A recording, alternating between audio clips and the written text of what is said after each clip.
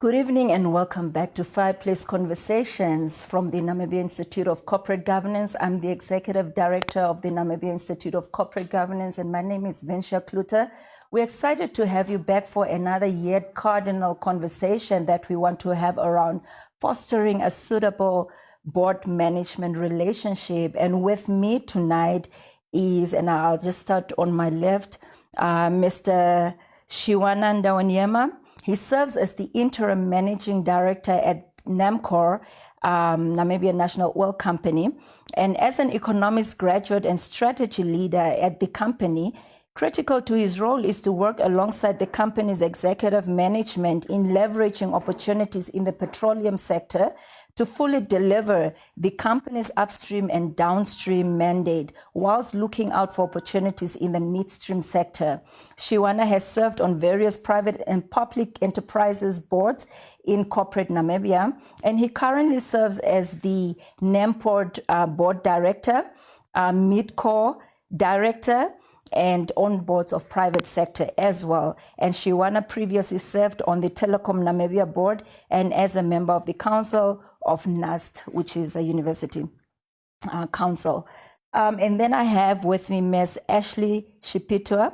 She's an independent non-executive director in both public and private sector enterprises, and she has more than 15 years experience in regulation, business management, and commercial law.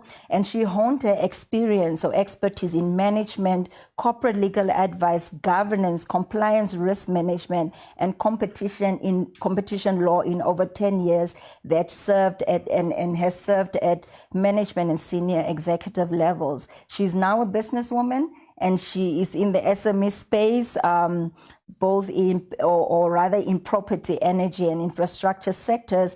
And she manages, as a managing director, her company called Candace Competition Law Advisory Services. She has been an executive, non-executive director at BIPA, Alan Gray Namibia, and Alan Gray Namibia Unit Trust Management Limited, and Standard Bank Namibia Limited, as well as Standard Bank Namibia Holdings Limited. And she holds an MBA from the University of Stellenbosch, board governance certification from the University of Johannesburg, and an LLB from the University of Namibia, as well as a B Juris from the University of Namibia. And then lastly, I've got Mr. Sedwell Scholz, who studied law at the University of Western Cape and has immediately found interest in the areas of labor, company laws, and anything that's related to employment law, such as pensions and social security. Mr. Scholz is currently employed at the Retirement Funds Institute of Namibia as the Manager of Operations and Administration, while he serves as a trustee on the funds at Work Pension and Providence Funds Board, as well as the Momentum Metropolitan Preservation Pension and Provident Funds Boards. And he's the chairperson of the Death Claims Committee. He is passionate about learning and governance, and is embarking on an MBA degree with the focus on general management, whilst also consulting as a labor and legal consultant, specializing in labor consulting, company law, policies, processes, including terms of reference for authority delegation, etc., and all those documents that have to do with business, basically. And his life motto, which I really like for this conversation, is in the absence of light, darkness prevails. And we really want to shed light on our conversation tonight. And it's really just a good adage to start our conversation with. So last time we spoke about board culture and cultivating an ideal board culture. And this topic of tonight, again, quite close to my heart, is a topic that really, I would say it fits really with the last conversation that we had about board culture. And tonight we just want to focus on management and board relationship, which I think is really an issue that we can enhance in corporate Namibia in order for boards to perform properly, management to perform their role in governance better, and for organizations to perform optimally. So strife in this relationship that we're talking about would engender an unfavorable culture, which would permeate the culture of the organization and thus affect the performance detrimentally. But a good relationship, on the other hand, will yield favorable results for the board and organizational performance. And I think that's the crux of it, really. To start with our conversation, and I think I'll just start on my left with Shiwana. Dysfunctional board management relationships are underpinned by what is called the us versus them mentality. And it is entrenched by mutual distrust between non-executive directors and management, animosity, and faction. And I really just want you to start by speaking to us about that us versus them phenomenon. Thank you very much, Vincia. It's a pleasure to be here, and good evening to your viewers. And welcome back. Thank you very much. So I think you're quite correct. The hallmark of any board management relationship is trust. And of course, once that trust is eroded, it's very hard to put back the pieces of the puzzle together, essentially. And at the end of the day, it's not the board or the management that suffers, it's the organization that suffers. But I think it's important to put things in perspective. Governance is not an exact science. And then I think that's why we have platforms like these where we exchange notes and share ideas, because at governance school, they don't teach us all the tricks of the trade. You find a director who's successful on one particular board, but they may not necessarily be as successful as a collective on another board, essentially, or for that matter, a member of the executive management successful in one organization and may not necessarily be successful in the other. And that's pretty much because there are a multitude of factors that contribute to board management success. And there are three essentially that I'd like to embark upon. These are structural factors, and the first is really the individual factor. So you might have a director who's essentially competent, but they may be bogged down on too much activity. And then usually, individuals on boards are highly successful, highly, busy professionals. They may not have the necessary time to allocate to that particular organization. And of course, the other factors may then, of course, be competence. The second structural issue relates to group dynamics. So you might have a director on the board, but there are certain factors such as maybe a more dominant board member or perhaps a more dominant CEO, because, of course, when you are serving an organization, you appoint a CEO that is competent and is probably an expert in that particular field, and then happens to dominate the board. And then the third is obviously firm dynamics, the organization. So you really look at the size and the complexity of the organization. So those three usually have an impact on the success of a board.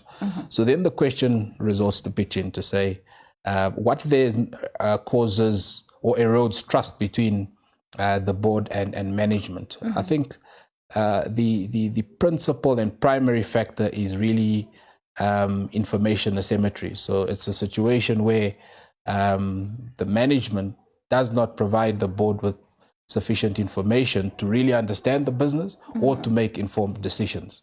And that erodes trust, because once a board appreciates the consequences of the lack of information that disenables them to make certain decisions, then the trust starts to erode, essentially.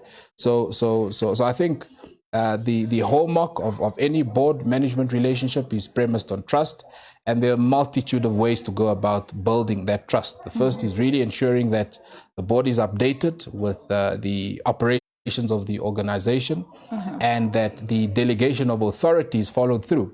So if there is an expectation that the board needs to be consulted on a particular matter, that is duly honored. And then obviously that builds trust and credibility, essentially. And then the third issue relates to competence. But competence is, of course, relative. The board may have certain standards that management may not be meeting, and vice versa. The management may have certain expectations of the board that they may not be meeting, essentially. But I think it's really important to establish common ground and have an expectation exchange to say, what is it that defines success on the part of the board and on the part of management? And of course, observing and appreciating those governance barriers, essentially. Because lastly, we have the conversation around interference versus intervention. So is the board interfering in the operations, or are they intervening for a particular justified reason? Okay, so I want you to, you've said a mouthful, which is all very relevant and informative. I want you to park some of these thoughts for follow-up questions later. Ashley, I want you to just hone into that us versus them phenomenon.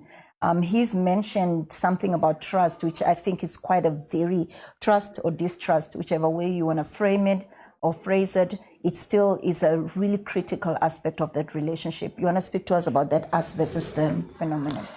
Yeah, good evening to the listeners and fellow panelists, and thank you for having me on your show, Venture. So I think I want to just sort of bring together what Joanna has just indicated and bring it within the context of, the us versus them mentality that you've mentioned. I think, the whole notion is probably inherently intended to divide, right? Because be it consciously or unconsciously, the notion presupposes, at least from a social context point of view, an in-group and an out-group, right? So it always results in two groups with probably competing interest or separate interest, right? So considered from that point of view and applied to institutional governance, I think the whole notion of us versus them honestly has no place in any organization, be it a public or private sector organization. And this is really for the simple reason that stakeholders within institutions, particularly the internal stakeholders, so your board or your exco members, or even shareholders to some extent, should all be working towards a common goal. And that common goal is almost always the best interest of the organization. So, if we're being frank, the whole sort of juxtapositioning of us versus them, from my point of view, it disseminates empathy, it disseminates goodwill, and it therefore erodes trust and honesty, as has been alluded to. And I don't think that, any company can expect productive results or outcome from that type of culture. Do you want to latch onto that, Mr. Scholz? My little hamster's running wild on the wheel.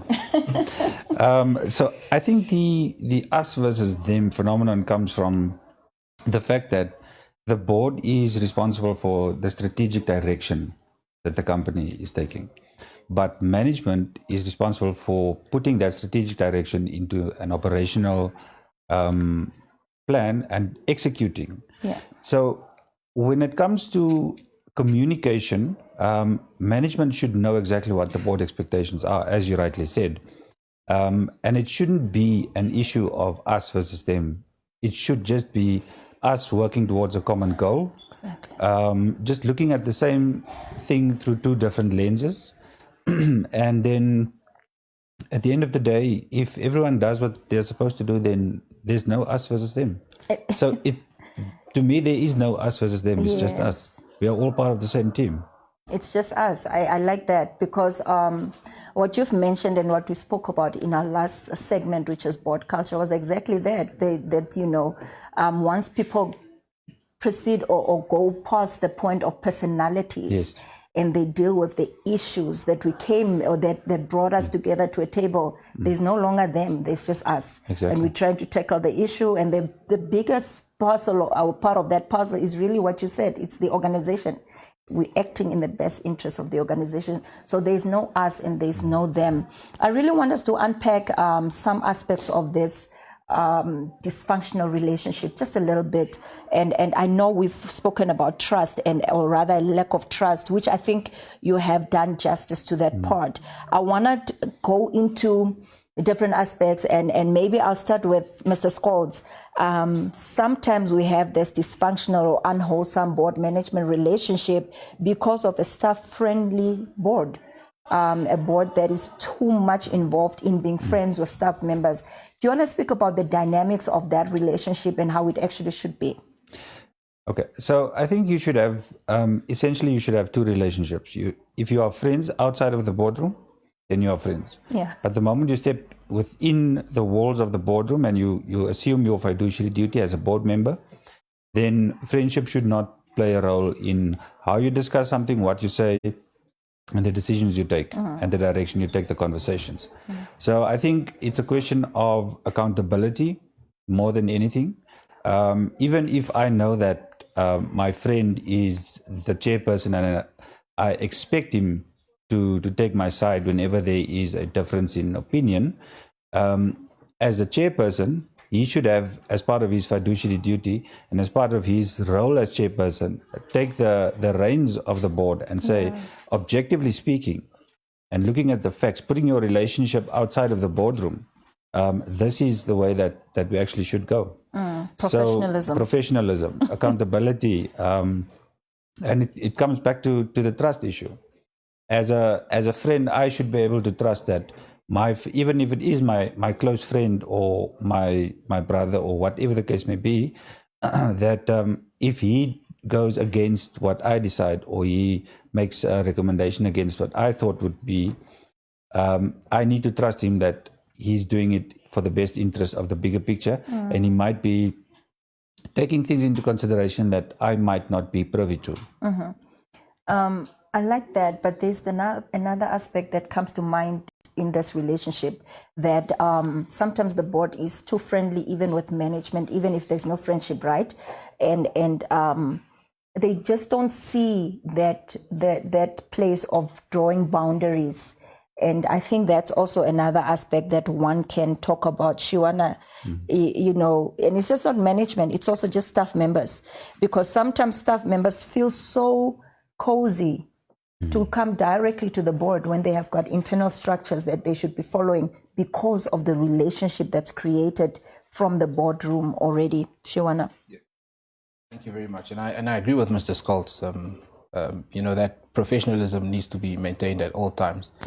There's a concept in governance that I find is often used quite loosely and for valid reason, and that's fiduciary duty. But usually it's apportioned to the board, but management also has a fiduciary duty, and fiduciary duty is really the legal responsibility to act solely in the best interest of a particular entity, and in this case the organization. So if we meet at that common ground, there shouldn't be issues around why we shouldn't be friends, because as human beings we are first social beings, you know. So I don't think it's fair to expect a director or an executive not to be friends with a particular director simply because you know, they share a professional platform such as that board management relationship.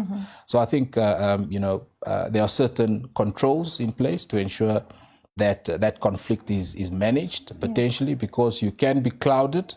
But, you know, organizations are very progressive nowadays in terms of having declarations of interest and then observing those conflicts. So if there's a decision to be made, then of course that there's an expectation that you should declare essentially. So I don't, you know, really frown upon too much on that particular relationship, but if it's professional, by all means.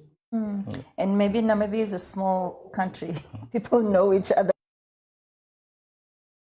To harness is professionalism, like you've rightly said. We want to make sure that even when we have these relationships, when we step into certain positions,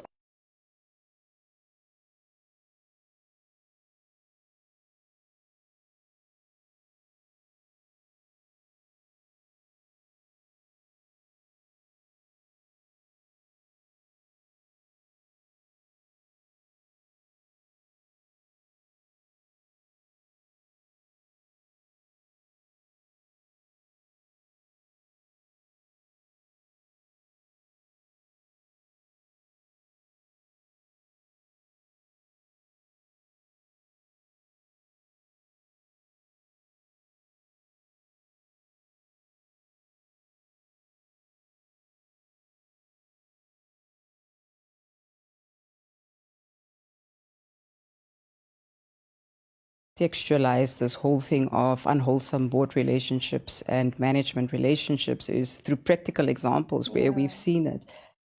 In recent times, I think there's been a number of SOEs that have been in newspapers without sort of picking on them.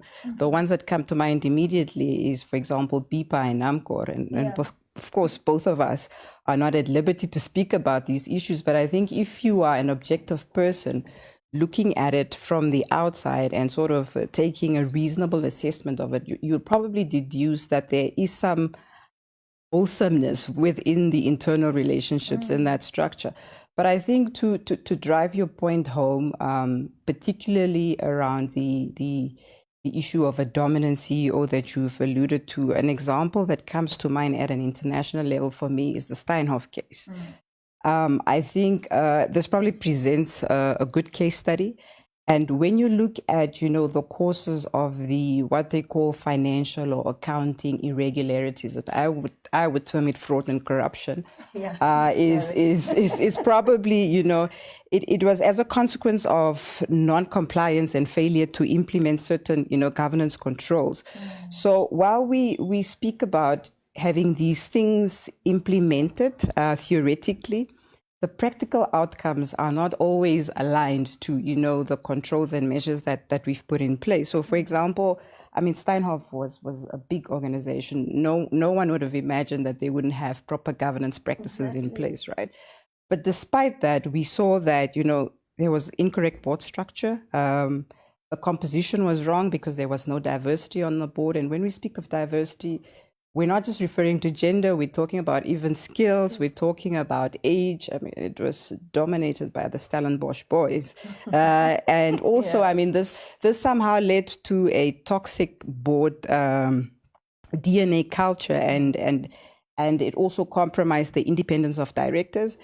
And because the CEO was so dominant, he was actually able to decide who's going to serve on the board. And ultimately, he would choose people that he feels he can trust and he has a relationship with. And I think conversely, these same individuals, had so much trust in him that they lost their independence as a consequence. And therefore, they couldn't provide the oversight that was necessary, as board of directors to make sure that, operations are run in the manner that they should. And as a consequence, I think they missed all the red flags. And that's quite unfortunate. And I think it points really to the importance of having basic principles in place.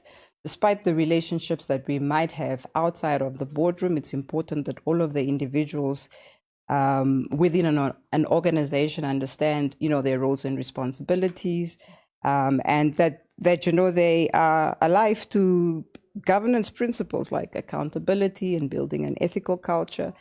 And I think also in this particular circumstances, particularly when we are talking about relationships between board and management, the importance of a company secretary comes to mind. I think very often, this relationship is deduced to an administrative relationship, but I think the role is far more significant and far more important than that. And part of that is ensuring that board members know what their responsibilities are, where they begin, where they end, and likewise management as well. And I like two things that I picked up from what you said is the one, the board had too much trust, co-share relationship with the CEO, and at the same time the board also was lax in executing its own duties and responsibilities, and maybe that's a position that we shouldn't take. And I think boards can learn from an example like Steinhoff. But then you also find, Mr. Scholes, a situation where the board has a CEO and they are the dominant party. They are micromanaging the affairs of the entity. And that I don't think is an ideal situation. And I want you to speak about that a little. So I agree with you, Vanzia. It's not ideal.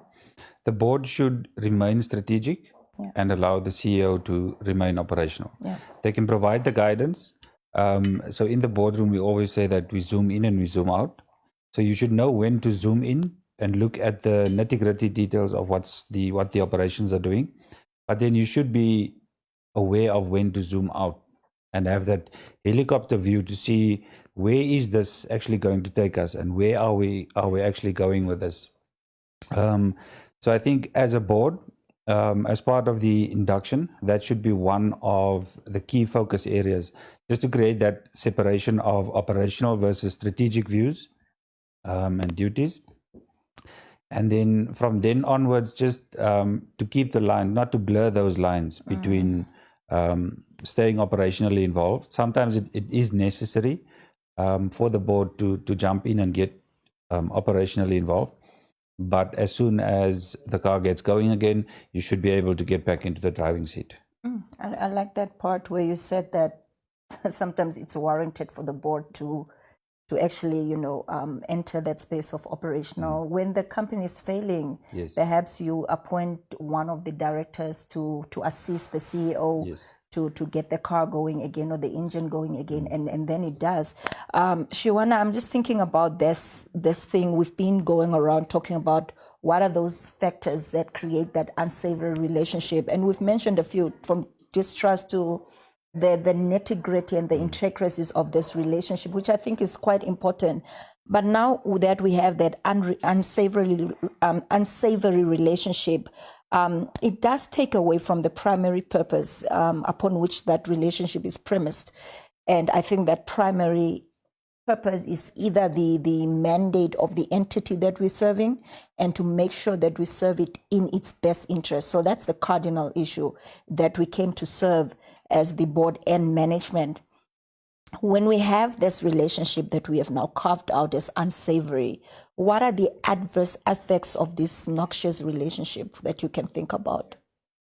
Thank you very much. And I agree with Ashley and Scholes in terms of, the board should really observe the forest, and you shouldn't really be too much into the trees. That's for management. So, but every now and then, you're quite correct. The board should climb up the trees and see what's happening, and then go back and observe the forest again.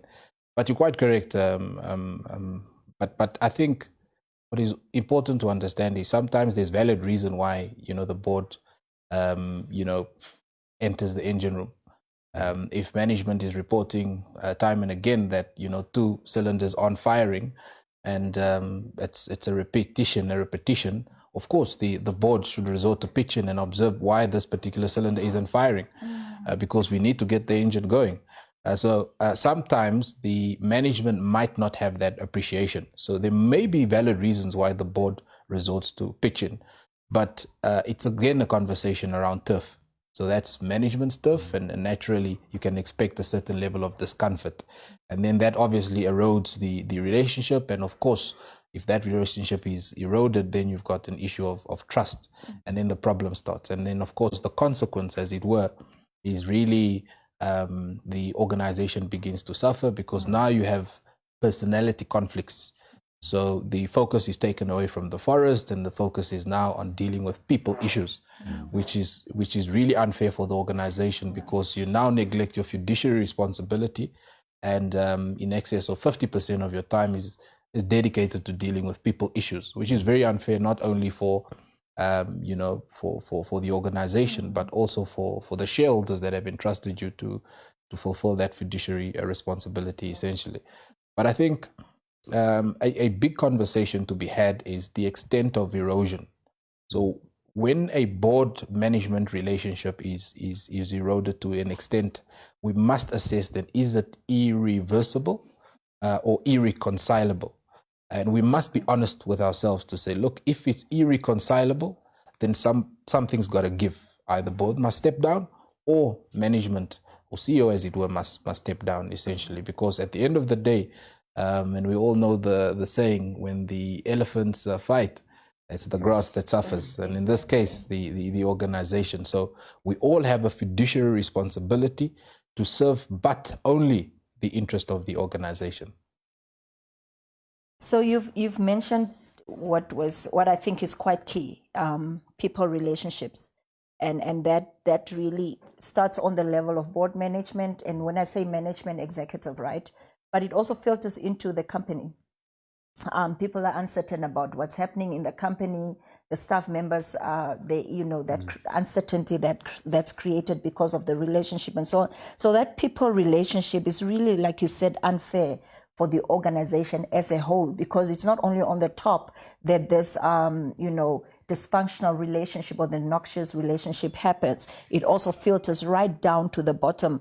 Ashley, I know you are thinking of many other issues that come as a result of this relationship. And besides people, what other things can you think about? Well, I suppose, look, from my point of view and in my experience, is there are a number of factors. I think just the whole culture within the organization is adversely affected. And a toxic culture makes it difficult for anyone to perform within that organization. And so in my experience, I think the single biggest adverse consequence that results from a sort of friction between management and board is usually that detraction from the core issues. Yeah. So attention is diverted from the mandate of the institution.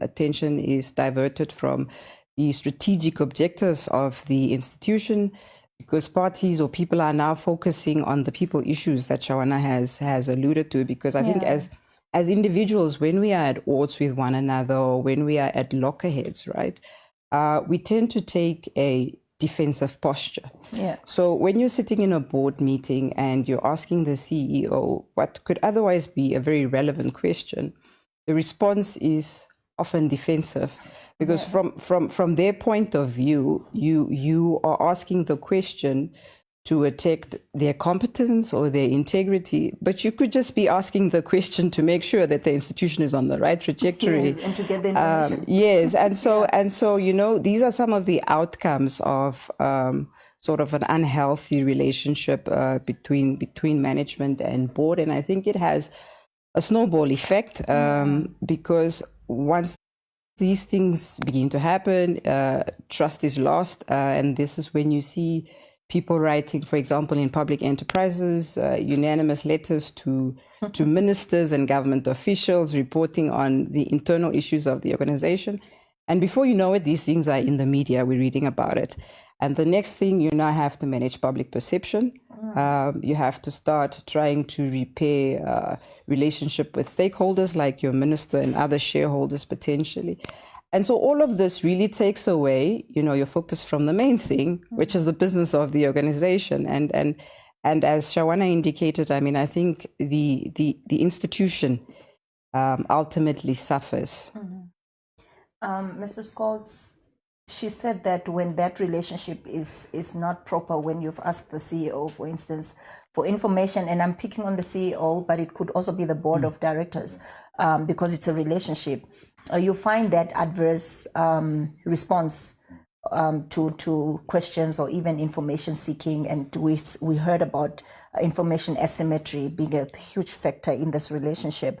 There are other snowball effects of this uncertain decision making, etc. I want to speak about that a little bit more. I want you to speak a bit more about that when that adverse relationship happens, other than the human side and other than what she's mentioned in terms of the posture. What other things can you think about in terms of decision making and the impacts it has on that? So I think whenever there's these kind of situations, then decisions are not taken. Exactly. And that would lead to a position where the company is in that it cannot move either forward, backward, or to the sides. So essentially, you want to have an ideal situation where reporting is done accurately, on time, trustworthy information is given, but you also need to have that certain level of maturity that you can take accountability for what you're reporting on. So if there is this level of distrust, as the CEO, I should know that it is as a result of A, B, and C that the board might not be in a position to trust information provided. But as the CEO and as the driver of the vehicle, I should be in the position to put the board at ease and to show exactly so that the relevant decisions are taken and the company is taken to the next level, or the fund, or whatever the case may be. Shawana, I'm just coming back to the issue of, I have so many comments from our online viewers. And one of the things that I think to highlight to our viewers, somebody said, do we even need boards, to run entities when they don't even understand their roles and responsibilities and they don't have the time to be directors? Yes, we do. That's an emphatic yes. I mean, we are trying to correct those relationships. That's what we are doing on this platform. We're not questioning whether we need CEOs or boards. We are saying this relationship needs to be proper. So the answer is really a yes. We just need for boards to function optimally and CEOs and management to function optimally. And on this platform, we are discussing how we can achieve this properly. Now, Shiwana, to our discussion, and I want to use the example of Namcor, when at a critical stage that the company is in, media, news about management and board relationship was rife. And I know I'm putting you in a discomfort position, but maybe as a leader, you need these positions as well so that you can pronounce your position. And what I want to say is, would you have thought that this media, stories that came out about that relationship would have distorted the view or reputational view of Namcor? And how could that be restored? Because this relationship, when it goes sour, like she has said, does affect your perception from the public. And how do we look at Namcor? Should we even be looking at Namcor now? I know it's a tough one. Yeah, it's a fair question. A fair question, and I think as leaders we should be comfortable responding to uncomfortable questions. Yeah. So who's going to answer them if we don't? So I think Ashley has mentioned it quite well. I mean, when there are issues of board management relationships, these issues usually surface in the mainstream media because. As the more perceptive, Namcor is a public enterprise, so naturally there's an expectation that the public would be interested in what's happening in that particular enterprise. Yeah. And it's no fault of the media. The media has a responsibility to report on public institutions because that is their audience, essentially. So I think the biggest consequence is obviously reputation. The board and management following these, unfortunate events has been hard at work to engage our various stakeholders and assure them that, what they read is not necessarily always a true reflection of the situation on the ground, essentially. So reputation management is very important during this particular time of turbulence. But I think the issue of Namcor may be misconstrued. Okay. All organizations go through turbulence. I know many public enterprises that are in trouble, but their dirty laundry isn't out in public. We just happen to have our dirty laundry out in public. If you look internationally, we had for instance, a few years ago, we had a spill, an oil spill for one of the super majors. And then these are seasoned, experienced. Yeah. So, challenges are not unique to Namcor. They within all organizations, it's how you contain it. And I think one of the issues that we've had is really leakages of information and confidential information, as it were. The challenges that organizations have are the same challenges that Namcor essentially has. And it's just a matter of how do we deal with them to the extent that it does not erode the relationship between board and management. But I think the honorable thing from where I'm sitting, and personally, if there's an issue around relationship that affects the organization, something's got to give. Somebody's got to step down, because at the end of the day, your responsibility fiduciarily is really to the organization. But some of the issues that you've raised are sub judice, so I don't want to delve too much into them. Yeah, absolutely. But I think reputation management is essentially important here. I think now I hear you, and you are probably right to say that all entities are fraught with issues, right? And these issues differ from entity to entity. And when we speak contextually about this relationship, it is only fair to think that all types of boards and management they have relationship issues which can be dealt with. But there are also good examples, by the way. We don't want to discount the fact that there are good board management relationships out there as well. Reputational damage, it's touche that one entity is highlighted and the others aren't. But for the sake of this conversation, it's unfortunate that that one entity happens to be under the microscope. And we don't want to pick on them because one thing, they're also a member of the NICG, and it shows to the fact that they want to be compliant to the tenets of good corporate governance. And we want to give credit where it's due as well. So let's put that on the table too. Now, I want to go into how we can resolve the relationship. Now, when I've been picking on NAMCOR, sort of, and I have the liberty to do that because the person who's at the helm of it currently is here, and he can answer the questions that are quite difficult or perhaps uncomfortable to deal with. But when we speak about an entity and they've had the situation 3-4 times, the same issue of board management relationship, I like what you said. Somebody probably needs to step down. Somebody needs to take the responsibility to say that, I'm not the one serving the interests of the entity. Maybe I'm the issue here. Maybe I should step aside. I don't know if people even pick this up. Ashley, how can we restore a relationship where this happens over and over again?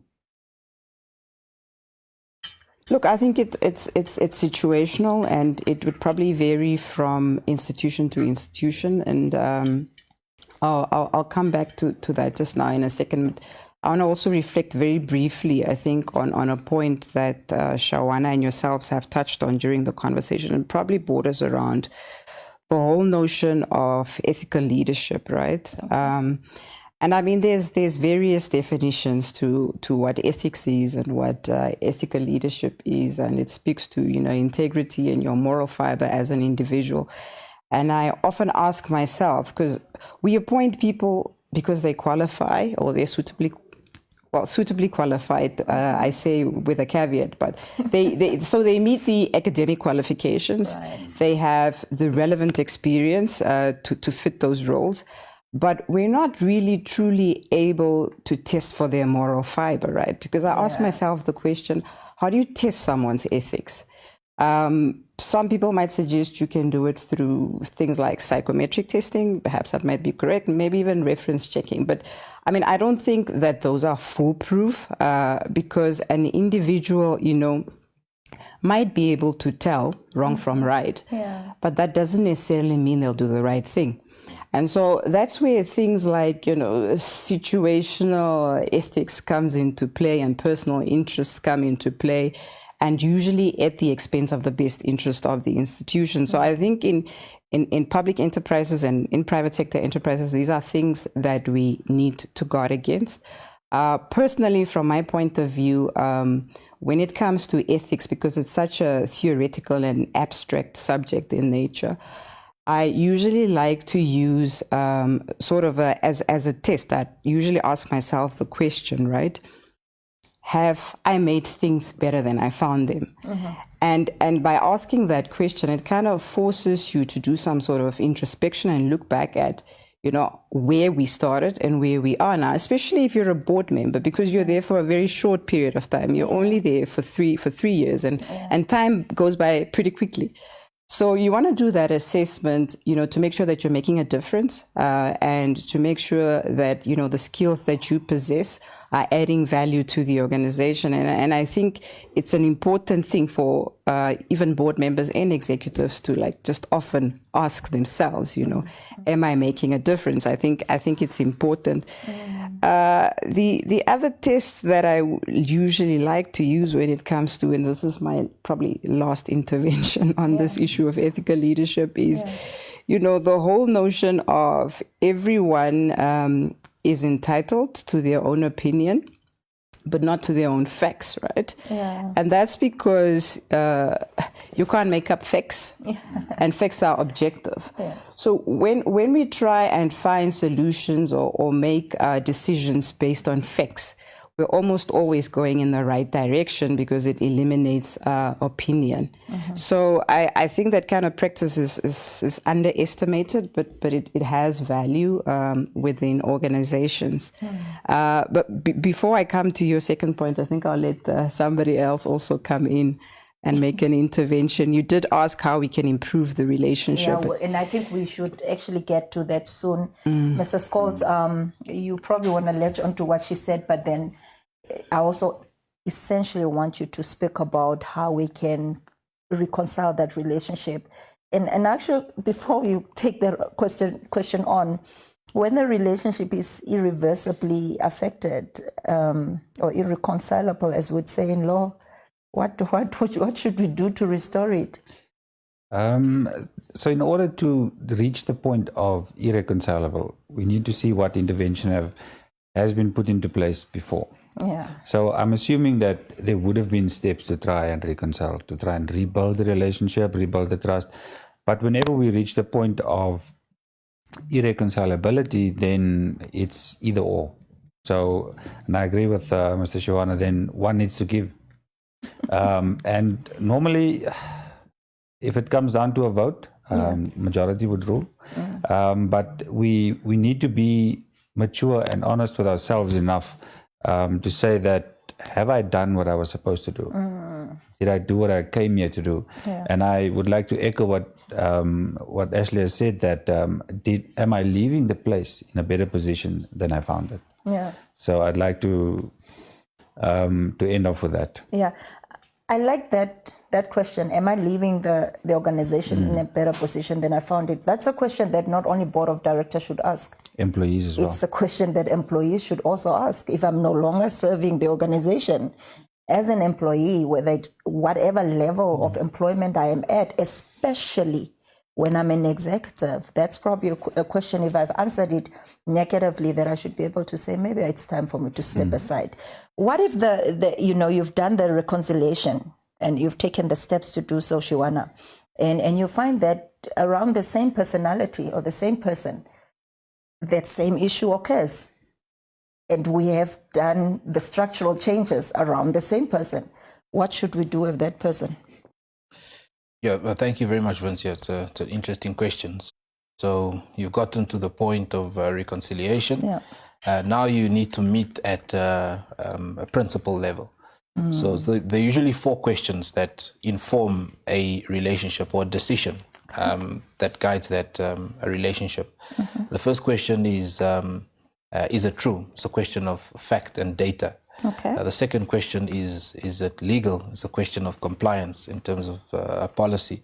The third question is exactly what Ashley is saying, is a question of ethics. Is it right or wrong? And the fourth question is it wise? Is a question of strategy and thinking ahead of the curve.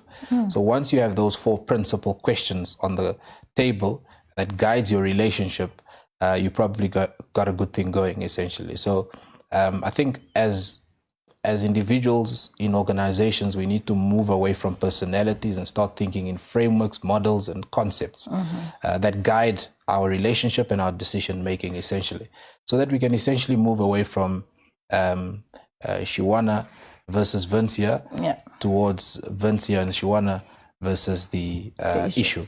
Yeah. So that is essentially what would govern that relationship. I think that's a difficult one to also take on, and I like the 4 questions that we should ask. We should ask those questions. You've also alluded to one part of the question. You've mentioned some aspects of that question. It's probably really a difficult issue. Who should deal with this? I mean, look, the relationship is no longer kosher. Who should deal with this? Fixing the relationship. Who should be at the helm of fixing the relationship? Mr. Scholz. I think by default that would be the chairperson of the board. Okay. So the chairperson needs to take the reins. Unless the issue is with the chairperson, then it falls on the deputy chair by default. So the chairperson needs to fulfill the role as the chairperson, leading by example. As soon as you pick something up that's not right, you need to step in and fix the situation. There's a saying that in Afrikaans, as jy klein jakkals is wat jy wil nooit opvreet. So it's the small things that erode the big picture. So if you can fix the small things as they come up, then you don't have to sit with the big situation at the end of the day. And as an active and participating chairperson, once you pick that up, whether it's a situation between 2 board members or whether it's a conflict between management and board, it's something the chairperson needs to dive into and resolve. And if it's a question of putting your foot down and saying, this is what it's going to be, then the chairperson needs to do it. And maybe the chairperson sometimes find that to be a difficult position. Yes. When the chairperson is also involved in the misalignment of the relationship, Ashley, who should take? Look, I think I like the intervention that he's just made, and it really just boils down to going back to the basics, right?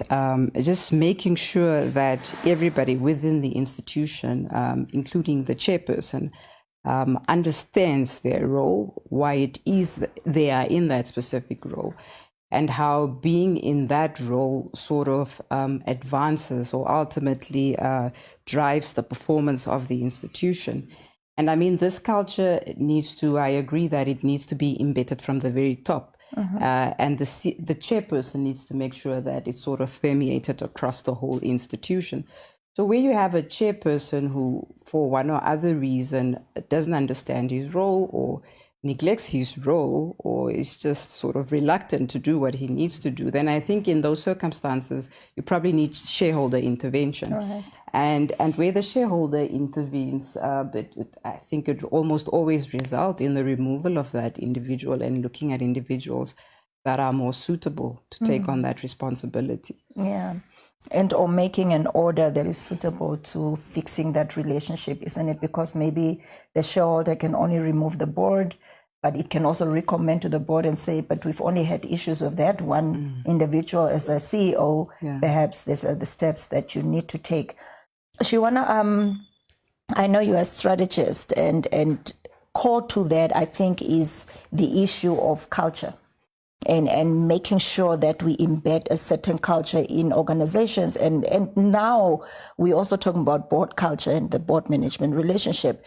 We are actually privileged as the Namibia Institute of Corporate Governance that through our members, we are able to render the service of like training the boards, inducting boards, and also intervening in strategic sessions. And I like the fact that currently NAMDIA, for instance, as one of our members, is in their strategic session focusing on board management relationship and board culture as one of the things that we should induct boards on, something that's quite unfamiliar, I must say, because like Mr. Skolt had earlier said, we tend to focus on fiduciary role and responsibility. We focus on the technical aspects.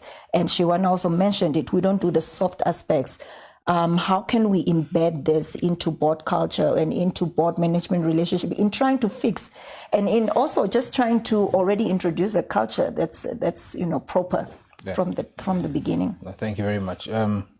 Traditionally, that has always been a challenge because the board management relationship, management has always been seen subservient and subordinate to the board. So, that intervention is usually difficult to sort of escalate, to say, look, this is the sort of intervention that we seek to resort to bring in. But in terms of board management culture, the most important relationship to determine that culture is really the relationship between the chairperson and the CEO. More often than not, once that relationship is eroded, it affects the culture of the board, essentially. However, there's a very important piece of the puzzle that Ashley alluded to, is the role of the company secretary, who is the custodian of good corporate governance, to for lack of a better word, educate, or remind rather, because we all understand governance. Hopefully we do. Yes. And the governance protocols that would essentially inculcate a culture that is responsive to the delivery of the organization's vision and strategy, essentially. So that sort of intervention, due intervention when necessary, because even the company secretary may be also seen as subordinate to the board, so that also impacts the dynamics.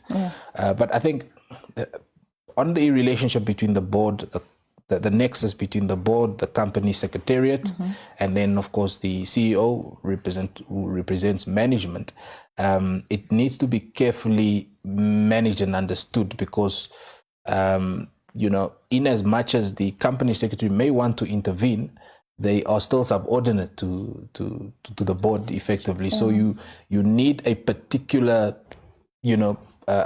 competence that allows you to engage and intervene when necessary without necessarily eroding that relationship, because it can go haywire. And then the other issue that I'm definitely not a proponent of it, but I know many CEOs are a proponent of lobbying individual directors. But the danger is it can go either way. It may go well for some time, but at the end of the day, it may cause some division, because when you have separate conversation with individual directors and they have conversations together, the message is somewhat distorted relative to having a conversation around the same table. And that's where many relationships are essentially distorted, and that impacts board culture, where factions are essentially created. And the worst kind of culture is division amongst the board. And then perhaps, what we always caution in governance school is really to say we need to be mindful of the influence of, individual directors and individual members of management on the board as a statute. Because once that function is penetrated, it's very hard to glue back together. Yeah, it's unfortunate. Please. Can I latch on to yes. what I said? So one of the tools that we can use in order to ensure that everyone does what they're supposed to do is the board evaluation process, where board members evaluate each other. They evaluate the chairperson, and the chairperson evaluates the various committees, various board members. And I think this is a very underestimated tool, but it can be a very powerful tool if we are mature enough to be honest, sufficiently honest on that, to say that it's been a habit for Vancia to be late to meetings, or to be not properly prepared, not to ask the relevant questions that we would expect from someone with a background. And I think that is where the accountability comes in once again, that we should be able as a board to keep each other accountable for what we as an institution want to deliver to the shareholders.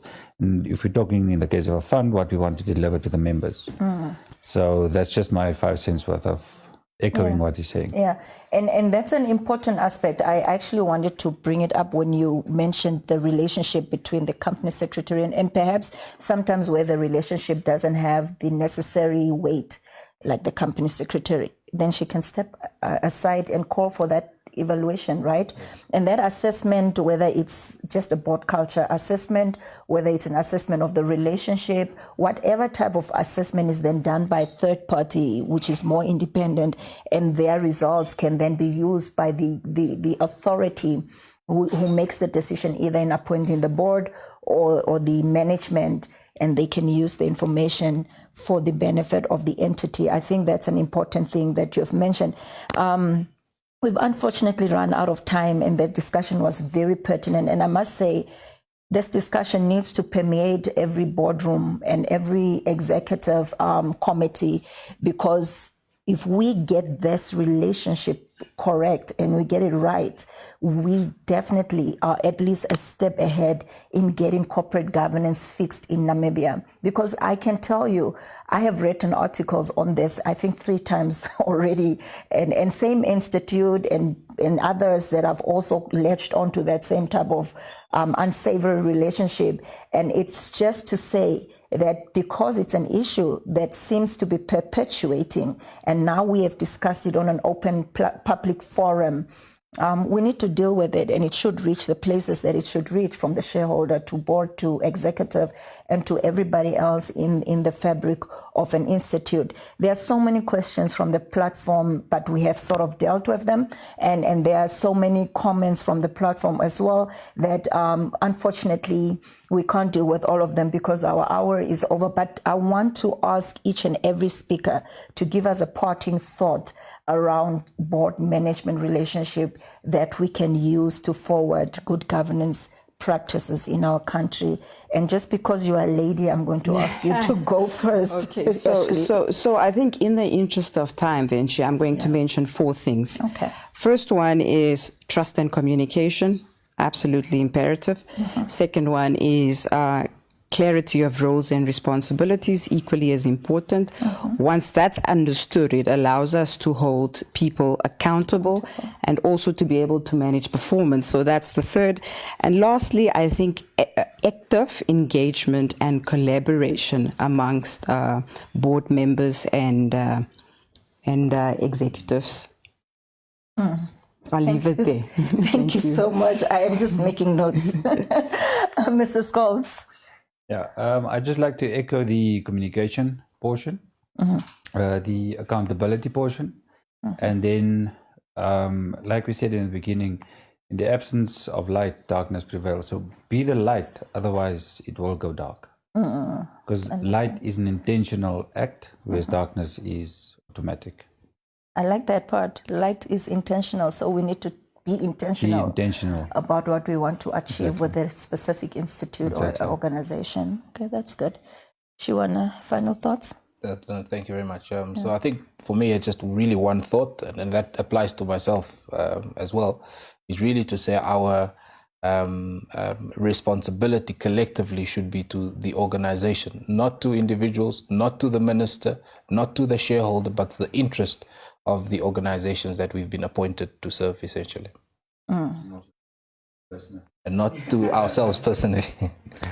I like that, and I would like to say that I've heard 4 cardinal tenets that we can follow from Ashley, and I've heard the light. I think I'm going to highlight, apart from communication and effectiveness, I'm going to highlight light and how intentional we should be about asking ourselves that question that we've asked during this segment. Am I adding any value? Am I making any valuable contribution? And if I am not, I should probably step aside so that people who can should actually do it. And Shiwana, we should act only in the interest of the entity, because that's what our responsibility essentially is. And it helps us to forget the us versus them phenomenon. So I want to say thank you. You've all been impactful in this conversation. This is a conversation that we do hope will reach the very rooms where decisions are made, and people can really start to take governance really seriously in Namibia. We need this desperately in all our boardrooms and in our executive meetings. And we urge you in Namibia to follow the tenets that we've been discussing here. And they are definitely not exhaustive.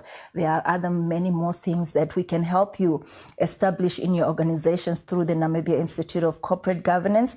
And I want to just say that unfortunately we are coming to the end of the season for Fireplce Conversations. So we'll only have 2 more segments left.